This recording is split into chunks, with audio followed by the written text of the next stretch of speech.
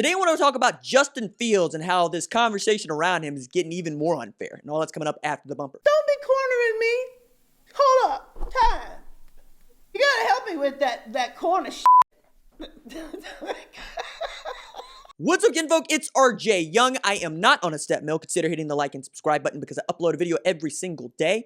It's always college football related, sports related. We have a good time. Today, I want to talk about Justin Fields in this conversation about the quarterbacks who will probably be drafted in the first round of the NFL draft. Among them, it's not just Fields, but Trevor Lawrence, who many people believe is the best quarterback in the draft.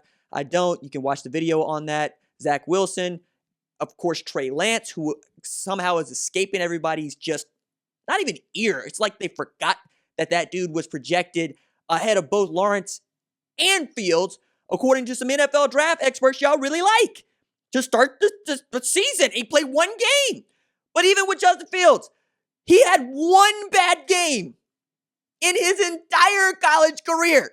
All right? The last 2 years, the man has thrown 63 touchdown passes. He has accounted for 78 total touchdown passes. He's thrown just 9 interceptions.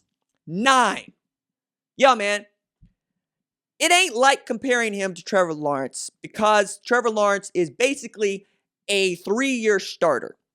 It ain't like comparing him to Zach Wilson because Zach Wilson played more games and Justin Fields has played better competition. It ain't like comparing him to Trey Lance because Trey Lance came out of nowhere to have exactly one good season at North Dakota State to being what people think of as a first-round quarterback. Because the thing about the draft that trumps all is your potential. What do you have the potential to achieve? Not what is your character, as much as that matters to some people and matters a little bit more to others. Not where you played, but what is your potential? And when you look at both Trevor Lawrence and Justin Fields, you can see a lot of things you like. You can see very few things that you don't. What I'm finding to be very just nauseating is that the level of scrutiny that is being given to Justin Fields is not being appropriately distributed throughout, right? I have picked apart almost everybody, right? So much so that I'm being told, yo, man, lay off Mac Jones. What you mean lay off Mac Jones? First of all, the man set the single season record for passer efficiency. He led Alabama to a 13-0 season, and he was a runner-up for the Heisman friggin' trophy, all right? He's good, but his potential to be great in the NFL is limited by his mobility, which is to say he has very little of it. You're not going to look at Mac Jones and respect a zone read. You're not going to look at Mac Jones and respect the threat of him to take it to the house 80 yards. You will do that with Trevor Lawrence, but that is only because you saw it against Ohio State in the Fiesta Bowl a year ago. I don't think Zach Wilson has that gear, but he has a higher gear than Mac Jones. Justin Fields outruns all those dudes, right? But that's not necessarily how y'all want to talk about quarterback, even though that is what the sport has become. The sport is about your ability to move, not your ability to take off and run, your ability to move. What makes Patrick Mahomes the best player in the NFL is his preternatural arm talent and his ability to move. The most striking statistic in the Super Bowl was not the score. It was not Leonard Fournette. It was not Tom Brady, what he did. It was that Patrick Mahomes only got sacked 3 times. He had a makeshift offensive line. He was down to just 2 of the starting players he had to start the season. And he was also down 2 of the best tackles in all of football. And he still made it happen. Fields has demonstrated he will beat you throwing. He will beat you running.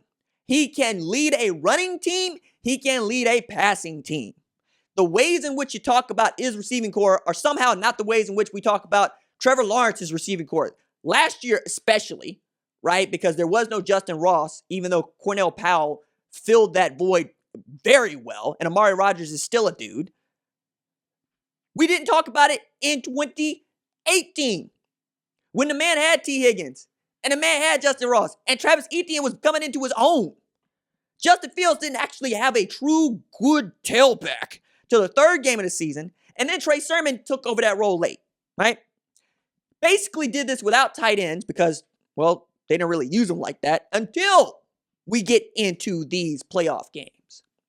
I'm not even saying that Justin Fields is just a better quarterback, right? Like, that's my personal opinion about it. That's what I feel. I've said that it's a Pepsi or Coca-Cola test. You can take Trevor Lawrence, you can take Justin Fields, and you could probably be pretty damn good. It is that if you're going to scrutinize Justin Fields in this manner, scrutinize them all in this manner. To say that a quarterback reads one side of the field is to say that he's playing college football.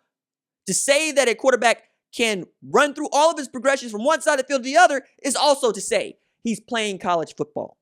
The only offense that gets thrown completely out is Baylor and Art Briles and Kendall Briles and that veer and shoot because they don't think that there are any NFL concepts in it because the speed of the game, the hash marks, and the time of possession and the number of drives you have, number of possessions you have, is just not conducive to what they do at Arkansas or what they did at Baylor.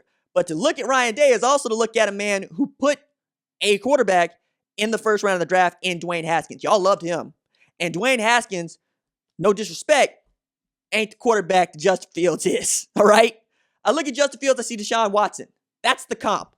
Why didn't everybody make that decision? Like, why don't we talk about him in that way? That's how good he is. He can be your franchise quarterback. If you put assets around him, he will achieve.